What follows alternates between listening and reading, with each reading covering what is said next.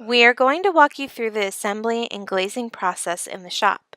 First step in the line is to remove all material for the unit off the kit rack and lay out the parts for the unit on a rolling scaffold.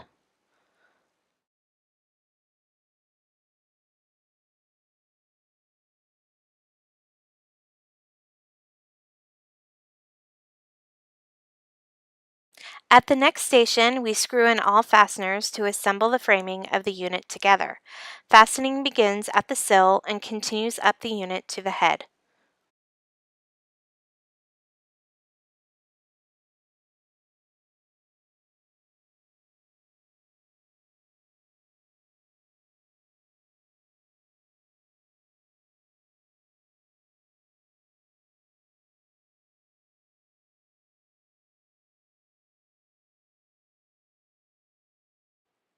At this station, the gaskets are cut, notched, and then inserted into the vinyl raceway.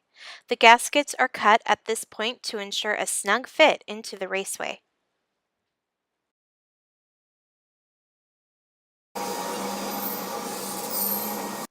We press on to the next station where caulking is being applied at all gasket and metal intersections. Any metal joinery at the wet areas are caulked on both sides of the joint.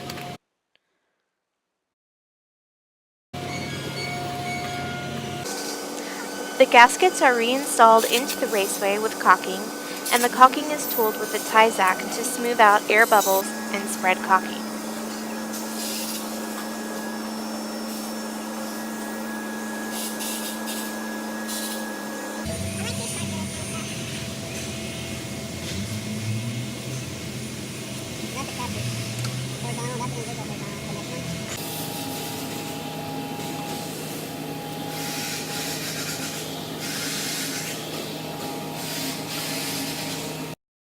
At this station, the small lights of glass on the unit get installed along with the glazed-in panel. Small lights get hand glazed and the larger lights get installed with the spider cup.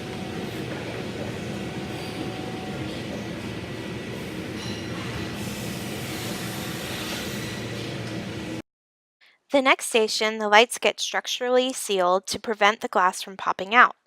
For units that have Inviso joints, caulking is applied at the horizontal joint between the two lights of glass for a weather seal. At this point, our unit is complete and ready for packaging. Something to note, each station has a specified tack time to complete the task. In this video, the tack time for each station was 14 minutes. Upon completion of the 14 minutes, the rolling scaffolds move clockwise to move to the next station. Now that the unit has been completed in the shop, it's time for install in the field. The end dam is removed from the sill track to be prepped for embedment and caulking. First, the end dam and sill track are cleaned and sprayed with an alcohol wipe. After, the end dam is wiped with a clean, dry rag. Then, where the end dam will sit, the sill track is caulked.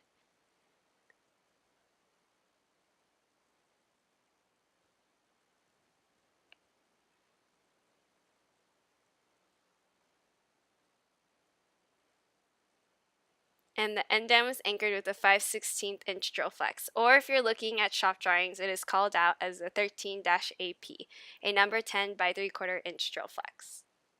Prior to setting units, the inside surface of the end dam is embedded in tooled and caulking. Tooling eliminates any voids or possible air bubbles. Now you're ready to set a unit.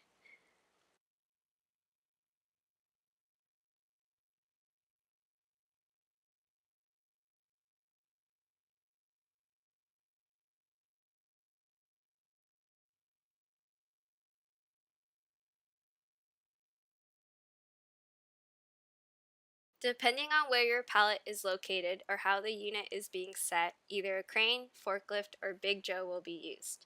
In this case, we are using a forklift with an inline cup and truck. First, the unit is picked off the pallet and tipped up to a vertical position. The unit is placed over the sill track about 6 inches from the inside surface of the end dam, and then carefully set over the chicken head of the sill track. Once the unit is slid over to the end dam, the field plumbs the unit by using a laser. Good.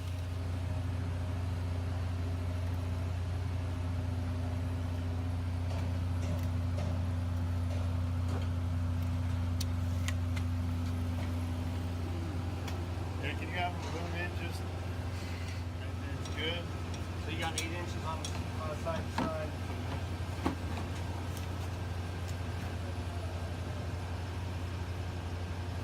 Right there, buddy. Excess caulking is then removed from the end dam.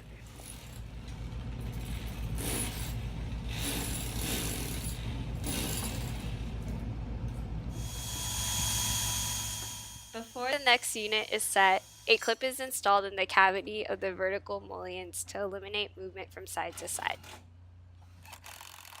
No clip is needed at the jambs because the end dam prevents movement as well.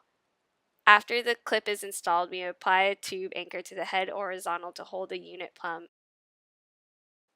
The foam plug at the head of the horizontal is then caulked. The second unit is installed, which marries the two units together to assemble the vertical, completing the window system. Are you down? No.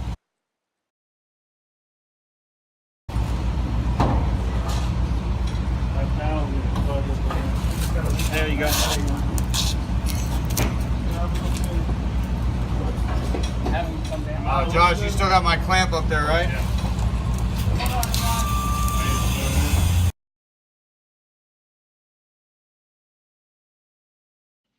After the units are married together, a hole or cavity is created at the top of the married verticals. To create a smooth, continuous perimeter caulking bead across the top of the units, we embed and bridge the hole or cavity with a silicone splice sleeve.